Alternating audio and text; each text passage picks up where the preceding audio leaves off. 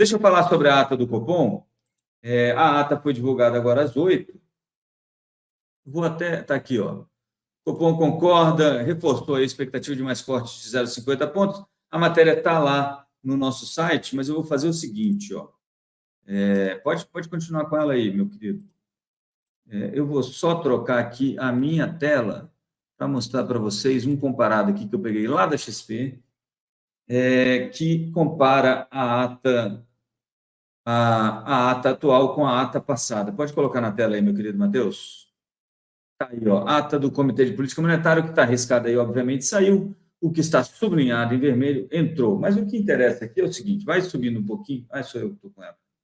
Quem controla agora sou eu. Controlando. Eu acho que isso aqui estava no item 6, que eu queria mostrar para vocês, que já é o nosso querido... É por aqui, ó. Aqui, ó. Pronto. Olha só, entrou isso aqui, saiu esse negocinho, piriri, pororó, e aí acaba aqui. Não sei se vocês conseguem ver. Pronto, ó. Movimento, eu vou aumentar um pouquinho aqui para ver se o pessoal que está no celular também consegue ler, tá? Movimento de queda nos preços das commodities. Isso aqui é a ata do Copom de hoje, divulgada às 8 horas. Expectativa era sobre qual seria esse tom, né? Seria um tom um pouco mais hawkish, para tentar trazer as expectativas para 0,50 aí nas próximas reuniões do Copom, né, de corte de 0,50. Eu acho que o tom foi mais ou menos nisso mesmo, e você tem agora como é que a curva de juros vai se comportar, como é que o mercado vai se comportar. Lembrando que antes da abertura do mercado hoje, se você somasse os três próximos cortes, o mercado precificava um corte de 0,75 em algum lugar aqui das 3 próximas reuniões durante este ano de 2023, tá? Mas vamos lá, cada coisa no seu lugar. O movimento de queda nos preços das commodities estancou no período recente e os riscos referentes a fenômenos climáticos, guerra na Ucrânia e política internacional de preços de petróleo sugerem que a possibilidade de renovadas pressões inflacionárias de oferta. Essa palavra aqui, gente, inflação de oferta, isso aqui é a contribuição do nosso querido Gabi Galípolo, né? O homem que tem o sorriso mais simpático do Comitê de Política Monetária do Banco Central, indicado aí pelo Lula. Essa história aqui da inflação de oferta, o Banco Central bateu um monte para não falarem disso, mas já que constou aqui, cara, que foi o Galípolo. E aí, vocês notam agora como é que a gente começa a mudar toda essa estrutura do Banco Central, lembrando que no fim deste ano ainda sai a Fernanda Guardado e o Renato Ribeiro, se não me falha a memória, que foram dois dos que votaram pelo 0,25 agora. Então, o Banco Central, no fim do ano, fica ainda mais dovish, ainda mais, como é que a gente vai falar? Ainda mais com uma ideologia de política monetária mais tranquila, menos restritiva, né? Isso significa cortes maiores na taxa de juros. Outra coisa que me chamou a atenção aqui no ponto 8, que é o seguinte. Cadê ele?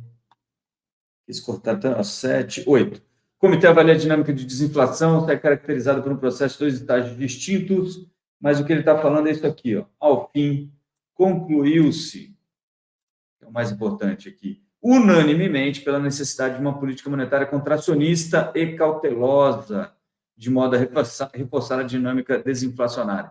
Então, de novo, aí aqui é aquela parte que o mercado estava esperando de sinalização para dizer, olha, a gente não vai aumentar os cortes. Os cortes vão permanecer em 0,50. Aí tem aquela partezinha falando do CMN, embora, olha aqui, além disso, o anúncio de que se adotará o sistema de meta contínua, cujas regras serão ainda oportunamente estabelecidas, reduziu as incertezas sobre as metas dos anos subsequentes, contribuindo para a maior reancoragem das expectativas de inflação, tá? Mais ou menos, né? Bem mais ou menos, porque até agora ninguém sabe quais são essas regras. O fato é que o que trouxe um pouco mais de ancoragem, de reancoragem das expectativas da inflação, foi o fato de não terem mudado a meta para cima, que era o que o Lula vinha falando que queria fazer. E aí tem um outro pedacinho aqui importante, que é isso aqui, ó, foi unânime o entendimento de que, independentemente da composição da diretoria colegiada ao longo do tempo, deve-se garantir a credibilidade e a reputação da instituição. A necessidade de colocar isso na ata é que é algo ruim, né? Isso é tipo você falar, o Pedro Cerise falava isso hoje de manhã, deve-se garantir a credibilidade e a reputação da instituição, apesar das mudanças, e também somos contra o câncer e somos a favor da paz mundial. É como, né? Não precisa falar isso. Por que você está falando isso? E é isso que preocupa, o fato de que você tem que reforçar que você deve manter a credibilidade, né? Já é um sinal ruim para a sua credibilidade. É um paradoxo, né? E, por fim, ele fala aqui de um acerto para fiscal. Ó. Aqui, ó, o esmorecimento no reforço de reformas estruturais é um pouco daquilo de antes, tá? O aumento de crédito direcionado e as incertezas sobre a estabilização da dívida pública têm o potencial de elevar a taxa de juros neutra da economia, que hoje está em 4,5%, com impactos deletérios sobre a potência de política monetária e que, consequentemente, sobre o seu custo para a economia. Lembrando, pode tirar, o Joelton, essa é a ata do Copom, lembrando que a taxa neutra de juros, ela meio que limita onde você vai estar com juros, né? Vamos supor que você queira uma taxa de juros que ela não mais incentiva a economia e nem desincentiva a economia, né? Ela não freia nem acelera a economia. Essa é a taxa de juro neutra. Então, imagine que você tem uma inflação de 3%, uma taxa de juro neutra de 4,5%. Então, o seu juro, para ele ficar, como é que a gente fala? Sem atrapalhar nem ajudar a economia, ele seria, no máximo, 7,5%. Então, ele cai, no máximo, até 7,5%.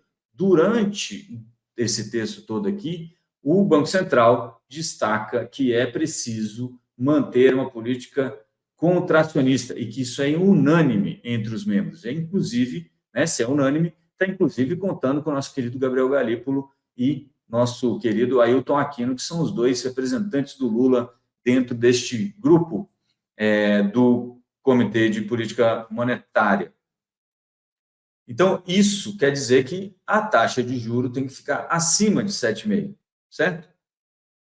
Grosso modo, se você tiver 3% de inflação, né, como você quer 3%, quando chegar em 3%, você vai ter mais 4,5%. Então, hoje, ela tem que ficar contracionista para trazer a inflação para baixo. Hoje, ela tem esse gap aí de juro, vamos dizer assim, juro contracionista entre esse 7,5%, esse buraco, essa diferença, entre o 7,5% e o 12 e...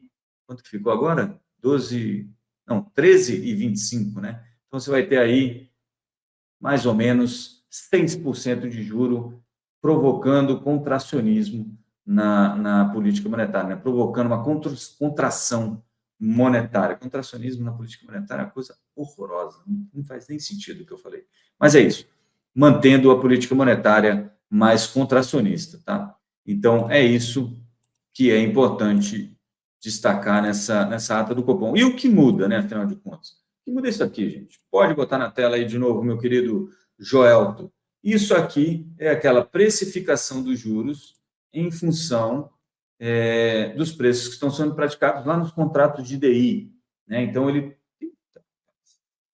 deu um chapu aqui, mas vai voltar. Derrubou tudo que eu tinha feito, que beleza, né? Porque a vida é assim mesmo, quando você... De onde você menos espera é de onde não sai nada mesmo, né? Como diria o filósofo. Mas está aqui, ó. Essas aqui essa é a precificação dos juros na curva hoje. Então, para a próxima reunião, 58, nunca vai ficar aqui os 50.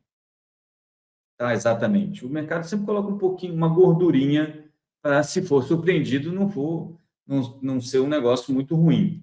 Mas então tem 58, 54, 58 e 98, certo? Isso é hoje. Vamos ver quanto estava isso ontem.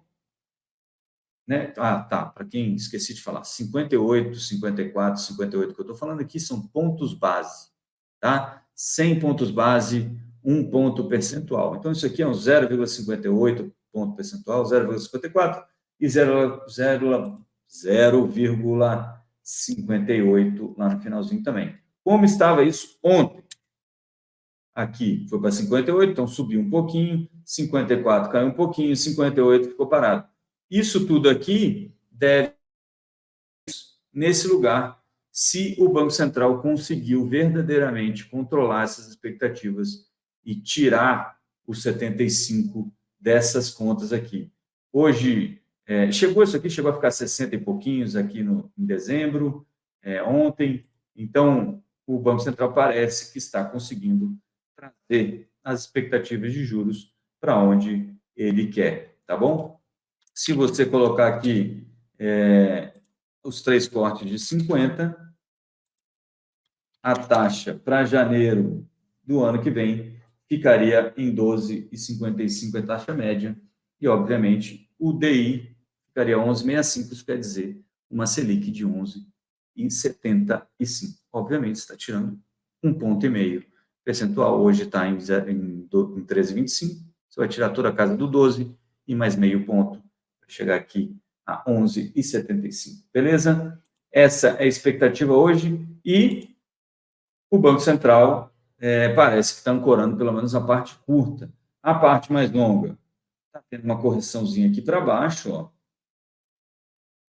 E ninguém, pelo menos por enquanto, segurando muito a expectativa de que o fiscal pode se deteriorar.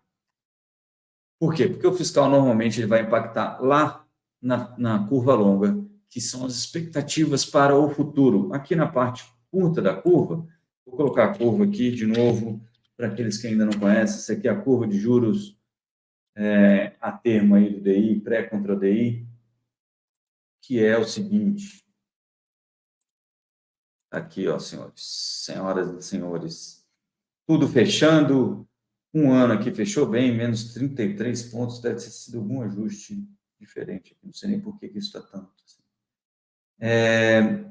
Mas o fato é o seguinte, ó, isso aqui é a curva de ontem, e isso aqui, essa verde, que ficou em destaque agora, ó, verde em destaque, é a curva de hoje. No eixo horizontal aí você tem os prazos, então quanto mais para a direita aí, né, no vídeo de vocês,